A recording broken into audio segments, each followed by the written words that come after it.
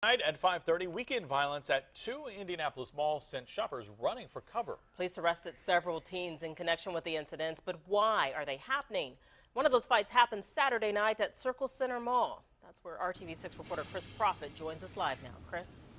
And Erica, on a weekend night, any weekend night, you can find hundreds of kids at this mall and just about any other mall, and most times without problems. But groups that work with teenagers tell me today that too many are able to get guns, and as this weekend proved, some are willing to use them. The weekend violence at malls extended from Indianapolis to Louisiana, where 200 teens brawled at a Baton Rouge shopping center food court. On Friday, a 15-year-old was arrested after he allegedly fired 3 to 4 shots inside of Lafayette Square Mall.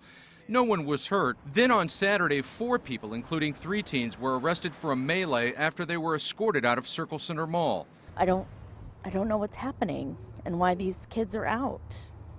And why they're doing this. And why they're doing these things, yeah. And where they're getting these weapons. And Lafayette Square Mall has been the scene of violence before, but neighborhood activists say that now that's the exception. And those things, of course, are frustrating and they're difficult, but, you know, they're not our story. Groups that work with teenagers to stop violence point to lots of reasons for fights and shootings at malls, and chief among them, the ease of getting a gun for kids as young as 14 years of age. It's troubling. Reverend Charles Harrison of the 10-Point Coalition blames a culture that promotes and glorifies violence, absentee parents, and guns. On a typical weekend night, as many as 700 teens can be found at Circle Center Mall. They're down there because there's no place for them to go, and that's the hangout. That's where all the action is. So you have these kids going down there, and they take the problems that they are dealing with in their neighborhoods downtown. Kids raised on a steady diet of violence that became frighteningly real once again.